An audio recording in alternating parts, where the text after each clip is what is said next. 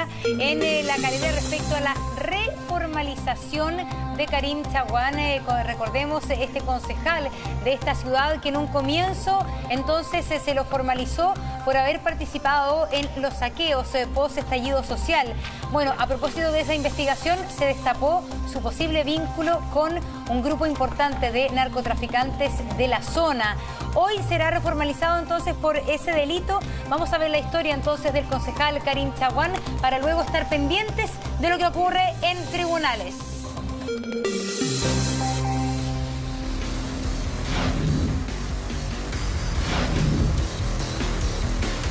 Han sido semanas polémicas en La Calera. El protagonista, el concejal Karim Chaguán.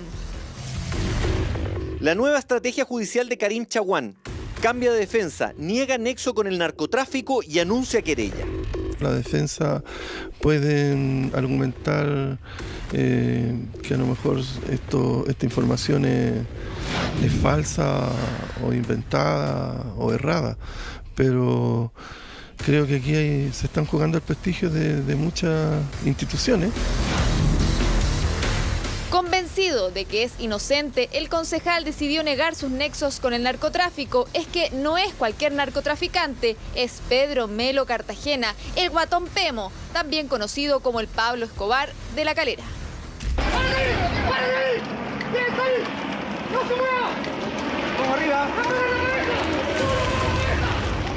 Hubo que recurrir a refuerzos de oficiales antinarcóticos de Santiago y Valparaíso para proceder en La Calera. El tipo de narco del que hablamos es de los poderosos. La operación Ballena, que lo dejó tras las rejas, recuperó más de 200 kilos de cocaína de alta pureza. Una persona que logra internar desde Bolivia 211 kilos de cocaína base es un narco de peso, ¿no? Súper importante, y si luego se logra determinar que esta cocaína de base se distribuía entre la región metropolitana, particularmente la zona sur, población San Gregorio, por ejemplo, y la de Valparaíso, estamos hablando de un narcotraficante que escapa ya de las primeras vinculaciones que se le hizo el concejal Chaguán, cuando una banda mucho menor. El Guatón Pemo, como se le conoce a Pedro Melo Cartagena, es una persona que históricamente ha estado dentro del radar de la Fiscalía en la quinta región, justamente porque es una de las personas que provee y distribuye drogas a narcotraficantes más pequeños. O sea, es una especie de célula madre de centro de acopio y de distribución de cocaína que proviene de Bolivia y que luego él distribuye a su cercano. Es de él de quien Karim quiere desembarcarse, un vínculo que sería un secreto a voces en La Calera. Que eso es una cuestión súper comentada y una especie de secreto a voces, de rumor dentro de la ciudad. En medio de la polémica nos encontramos con la prima de Karim Chaguán en el centro de la ciudad. Sin embargo, pese a nuestros intentos, no quiso referirse al caso. ¿Qué le parece todo lo que se ha hablado de él? Horrible, pero no voy a hablar nada. Pero se le da el derecho a réplica. La familia está 100% hermética y los vecinos de la zona son críticos. Son el ejemplo de Calera, ¿de qué estamos hablando, no es cierto? Mal, porque es un desprestigio para la ciudad, tiene un poder político él y no debería cometer esos tipos de errores, yo creo. Bueno, cárcel yo creo, ¿no? Pues condenarlo a como cualquier ciudadano que comete un robo, participa en cosas ilícitas. La investigación realizada por la Fiscalía tras su participación en saqueos durante el estallido social tendría antecedentes que podrían amarrarlo a una larga condena tras las rejas. Se logró obtener antecedentes que daban cuenta que, por una parte, existió una coordinación, un concierto previo para la comisión de estos hechos, y que efectivamente el señor Chaguán Serna era quien mantenía la dirección de esta agrupación delictiva, particularmente porque él es quien efectivamente propone la comisión del hecho y además dispone de los elementos materiales para esa ejecución. Es él el quien pasa a buscar a los otros imputados para efectos de cometer el delito, no solo poniéndolo en noticias de elementos para efectos de favorecer su impunidad, como el hecho de evitar cámaras de seguridad que pudiesen registrar antecedentes que los vincularan al hecho delictivo, sino también a través de la posterior o el posterior traslado de las especies sustraídas en su propio vehículo. Para evitar la prisión, Chaguán decidió cambiar su estrategia. Hoy su defensa la asumirá un prestigioso abogado, Juan Carlos Manríquez, quien defendió a uno de los militares detenidos por el presunto fraude en el ejército. También a Marco Antonio Minami, cuando fue formalizado por facilitación de facturas ideológicamente falsas, y al ex ministro de Justicia, José Antonio Gómez, cuando declaró como imputado por el llamado caso Ascar, arista en la que se indagaba un presunto fraude al fisco y malversación de fondos al interior del Sename, entre otras causas. Y ha hecho defensa a otros políticos que han estado en otros casos involucrados. Y claro, ellos se hacen un prestigio como abogados y la verdad es que son famosos porque han liberado y han salvado ciertas situaciones. Pero en este caso yo creo que hay más que eludir o salir del paso de esta situación complicada que estamos involucrados. Yo creo que aquí la ciudadanía ha dado claras señales. Aquí se requiere transparencia. Karim Chaguán tiene un abogado con un abultado currículum para desvincularse del Guatón Pemo. Como puede ver, se daba una vida digna de un rockstar. Este sujeto se levantaba tarde, se juntaba con sus amigos, disfrutaba de vehículos de lujo, usaba ropa de marca, ostentaba joyas y gozaba de la vida, como se dice en general. Con guardaespaldas, y una vida llena de lujos y todas las comodidades que usted se imagine, tales como autos de alta gama y joyas, dinero a destajo.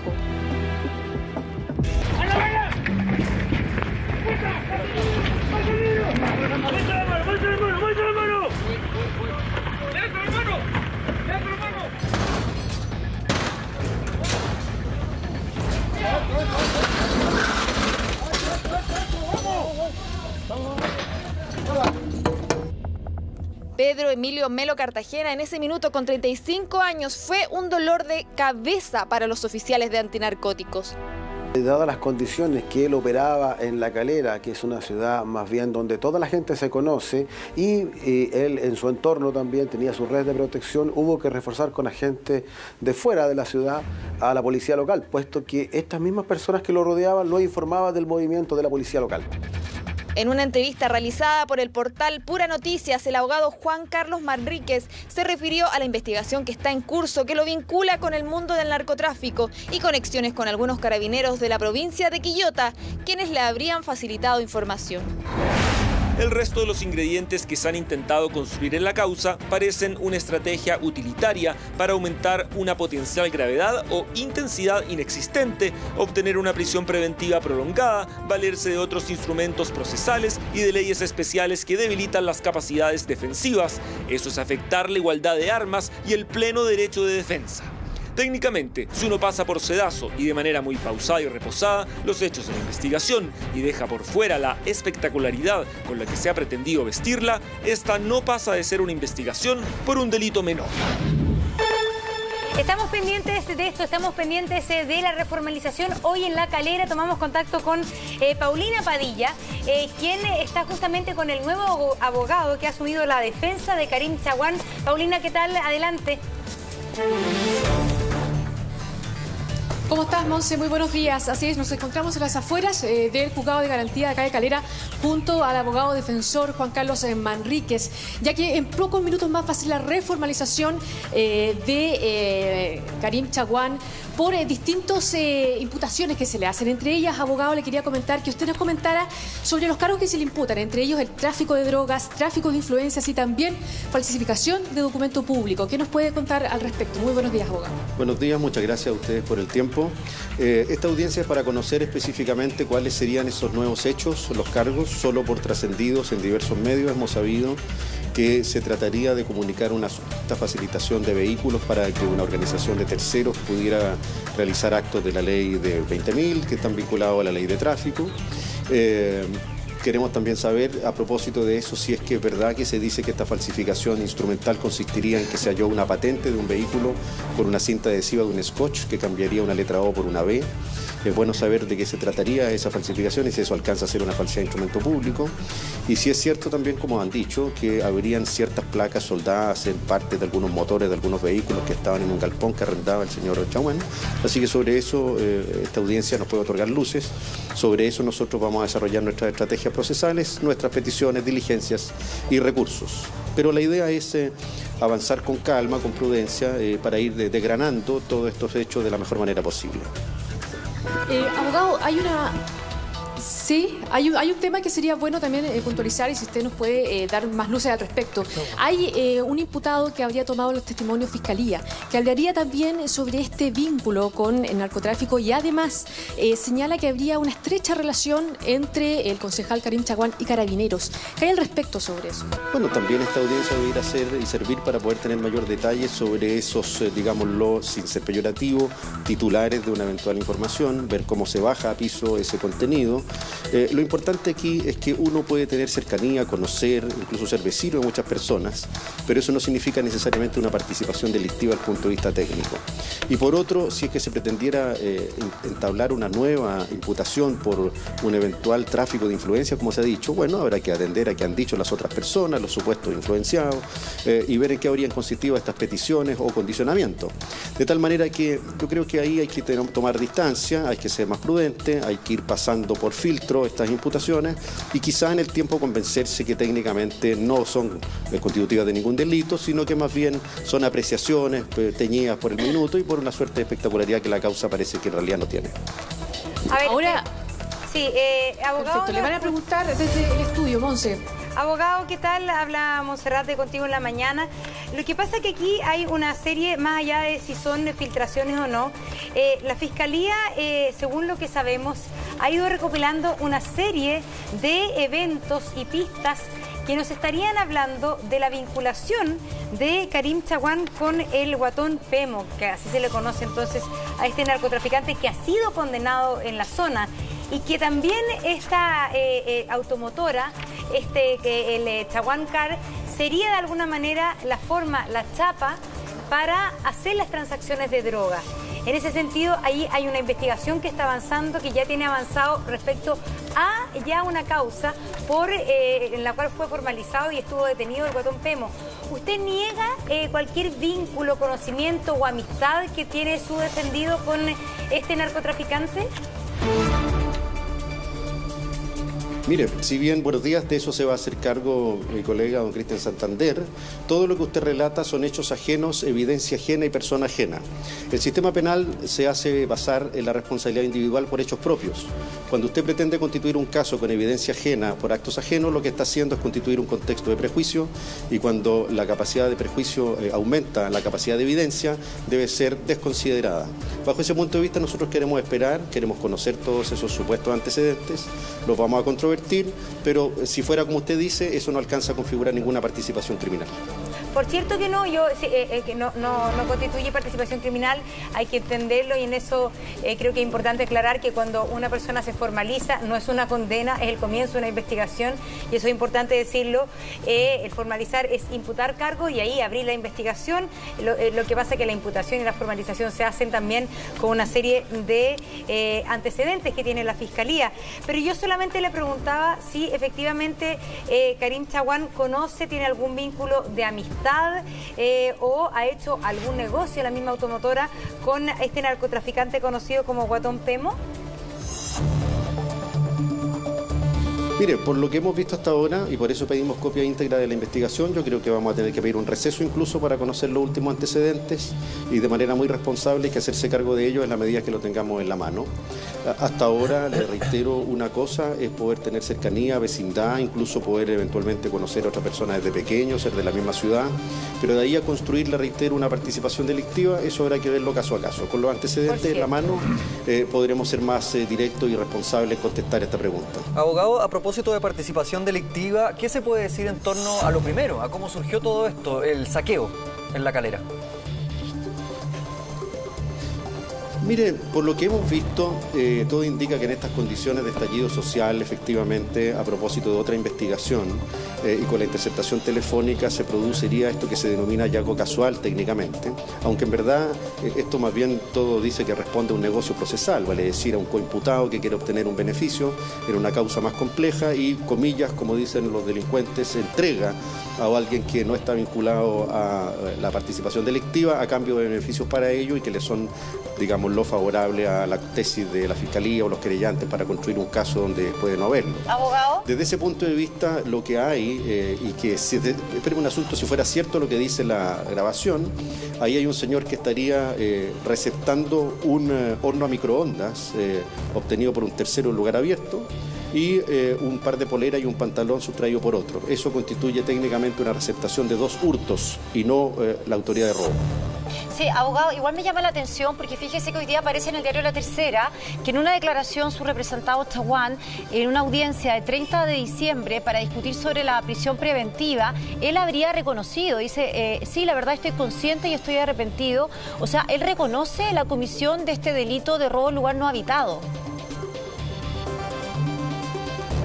No, eso es un error. Está entre comillas acá en el diario. Robo en lugar habitado lo hace en un procedimiento, sí, pero déjeme explicarle, lo hace en un procedimiento abreviado que no ha ocurrido. Esa persona que está en el estrado, sometida a la presión de los medios, sometida a la prisión, sometida a una defensa técnica en ese minuto que recién estaba haciéndose cargo de la misma, que sube al estrado a prestar declaración indagatoria, no conoce la calificación jurídica de lo que ha dicho.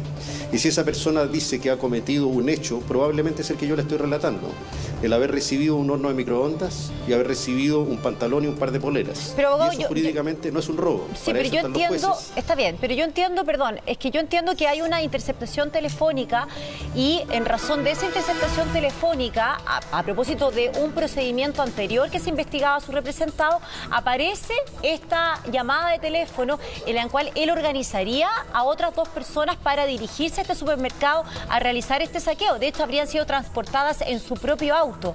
Entonces, cuando usted dice que esta es una situación casual o que él en realidad desconocía, un hallazgo casual, gracias Toti, y que en el fondo no sabía aparentemente hacia dónde iba o lo que iba a hacer, no me parece muy contundente lo que usted nos señala.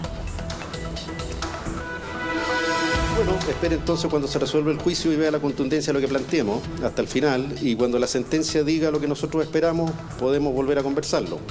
El asunto es simplemente este. De lo que se trata es que cuando usted imputa una organización delictiva, está hablando de al menos una agrupación con sostenimiento en el tiempo, un plan, una ideación común. Si usted toma por organización lo que se denomina un concierto espontáneo, créame que es un caso de pizarrón que ni siquiera en los estudios de derecho más experimentales todos están de acuerdo. Entonces, esto es una tesis. Y si yo le respondiera de la misma manera, esto podría ser sostenido incluso como una suerte de verdadero delito de etiqueta o fraude de propiedad intelectual. Pero siguiendo su tesis, están abogado, presentando como un delito grave algo que es en definitiva una copia no original de un hecho que no es el delito que dice ser. Pero siguiendo su tesis, entonces, solamente para saber su explicación, ¿qué es lo que habría hecho en este día 2 de diciembre su representado Karim Chaguán? ¿Él incurrió en un delito o no incurrió en un delito? Y si incurrió en un delito, ¿en qué delito?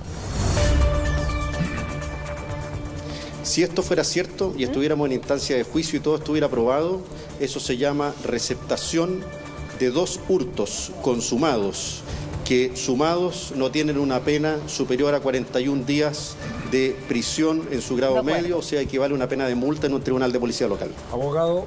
O sea, él compró cosas robadas.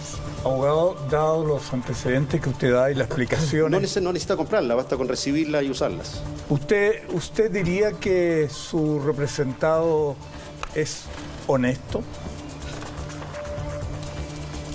Los juicios morales no le corresponden a los abogados, y eso está resuelto por la Constitución. A mí lo que me interesa es que los defendidos se presumen inocentes hasta que no hay una sentencia a lo contrario. Los juicios morales se los dejo a los popes, a los pastores y a los sacerdotes. Pero yo le preguntaba por su opinión personal, porque como está tan cerca de él, es importante por todos los antecedentes que está dando. Sí, mire... Por los años que llevo ejerciendo la profesión y lo que he estudiado, créame que las opiniones de los abogados sirven poco. Lo que importa es lo que dicen las evidencias. No importan tampoco las opiniones mucho de los querellantes ni los fiscales. ¿Abogado? Lo que importa es lo que dicen las pruebas en juicio oral y contradictorio. Abogado, y en ese sentido de las pruebas, acá estuvo en nuestro programa Benjamín, el periodista de CIPER que hizo la investigación, y él habla de unas fotografías que le mostraron a su representado, en donde aparecía la droga en la mesa, en el escritorio de la automotora. Esa fotografía usted la vio. ¿Qué dice su representado con respecto a esas pruebas y a esas imágenes? ¿De qué droga está hablando usted? De la supuesta droga que... ¿De qué droga está hablando usted? De cocaína, que se pesaba aparentemente en la automotora. Cocaína y abogado. marihuana. Lo que informa CIPER en su investigación. Sí, nosotros no hemos visto ninguna foto de esa droga. Y en segundo término sería interesante saber cómo las fotos de la investigación llegan a manos de una indagación periodística, por respetable que sea, antes que a manos de las defensas. Eso es muy relevante. Y en segundo término también cómo la ficha médica de una persona menor de edad es usada incluso para poder justificar supuestos nexos posteriores con el tráfico. Es como si yo le dijera que alguien fue violado cuando chico, quiero olvidarlo, y por eso más tarde es amigo de un pedófilo. Hay que tener mucho cuidado porque eso está sujeto a la ley de privacidad, derechos del paciente y además a la ley de protección de la vida privada de las personas y a evidencia ilícita. Entonces prefiero evitar un juicio, digámoslo, de la... Bueno, ahí justo se cortó. Esto tiene que ver un poco con lo que contaba Benjamín, abogado, justamente porque ahí volvió a nuestro móvil, porque él decía que le habían mostrado estas fotografías, esto lo dice el periodista, ¿no?, de CIPER, acá en nuestro programa, que a su representado le habían mostrado las fotografías, que al parecer fueron tomadas por un celular, y la respuesta de él habría sido que no eran muy claras, que no identificaba bien el lugar. Por eso le pregunto, ¿qué información maneja usted, abogado? No conozco eso que usted dice. Probablemente si el señor periodista tiene esos datos, bueno, habrá que pedir que declare la investigación y si lo aporta sería bueno. Abogado, entendemos que su representado se creyó por violación de secreto respecto precisamente a información que se había filtrado en los medios. Nos querellamos por obstrucción a la investigación, violación de secretos y eventual aportación de prueba falsa a la investigación. Ya, es decir, eso quiere decir que ustedes se están cuestionando entonces, en este minuto, la estrategia legal de ustedes es que están cuestionando la filtración de toda esta información que nosotros estamos citando en base a la investigación de CIPER Chile, pero el problema es que hoy día, tal como sabemos, se le va a reformalizar por estos supuestos delitos. ¿Cómo corren en paralelo estos dos procesos, abogado? Son dos cuestiones distintas, como usted ha dicho, son paralelas. Nos vamos a hacer cargo de cada sustrato material, de cada elemento que se dé a conocer en la audiencia y se irán trabajando por separado. La estrategia de nosotros es una sola, la Constitución presume inocente a nuestro cliente, nosotros no vamos a dar por nada cierto hasta el último día que se falle el último recurso en este juicio ante la última corte de este país. Sí, me imagino, claro, que usted no van a dar por nada cierto porque para eso está todo este proceso. Pero acá hay varios datos que por eso nos interesaba preguntarle. Por ejemplo, supuesta facilitación de vehículos a través de la automotora a miembros de esta banda de narcotráfico que fue condenada por narcotráfico. Usted como abogado también parte de la causa, ¿se ha podido introducir en lo que fue el manejo de la automotora, en las posibles, lo que se dice, el posible dato de facilitación de vehículos a este grupo que terminó condenado por narcotráfico? Mire, todo esto va a ser objeto de la investigación y como le digo adelante, esos son hechos ajenos de evidencia ajena en actos ajenos. Y como yo no soy defensor ni abogado en esa causa, no me puedo pronunciar sobre esas personas, ni tampoco sobre cuál es su situación procesal. A nosotros lo que nos interesa es el mérito evidenciario que hay en esta causa. Y si la facilitación es un concepto técnico, entonces lo discutiremos técnicamente. Pero le reitero, nosotros no podemos dar por cierto que aquí hay una participación delictiva hasta no conocer todos los antecedentes y como usted bien ha dicho, las audiencias de formalización son para conocer las imputaciones y controvertirlas en un plazo legal de un máximo de 2 años. Así que a eso nos vamos a dedicar. Y en relación a la posible vinculación que tendría su representado Karim Chaguán con Carabineros, porque hay algunas interceptaciones telefónicas en donde queda en evidencia eso, que algunos automóviles justamente de Chaguán Cars habrían sido, tendrían que haber sido incautados por la ley 20.000, la ley de drogas, y finalmente fueron incautados por ley de tránsito, por infracción a la ley de tránsito. Entonces, ¿tiene algún conocimiento usted de esa relación con Carabineros? Mire, usted dice algunos. Nosotros sabemos de un vehículo. Ese vehículo fue sometido a un procedimiento legal, fue a dar a un tribunal y pudo haber intervención de la Fiscalía. Así que quien hay que preguntarle qué dispuso sobre una especie no es a nuestro representado, es a quien tiene que hacer las indagaciones. Pero podría haber habido alguna influencia. Plural, en segundo término, habría que... ¿De su representado? No puedo saberlo yo, ni menos voy a hablar en potencialidad. Sería interesante saber qué dijo. No, habría que saber qué dijo el supuesto influido, qué le pidieron, qué fue lo que hizo a cambio de eso, y sobre eso veremos de qué se trata. Si hay una declaración, sería bueno conocerla. Bueno, abogado, queremos agradecerle que haya estado conversando con nosotros. Vamos a permanecer atentos también a esta audiencia de reformalización para conocer más detalles de los antecedentes que tendría entonces la Fiscalía en cargos contra Karim Chaguán. Ya volvemos también con Paulina.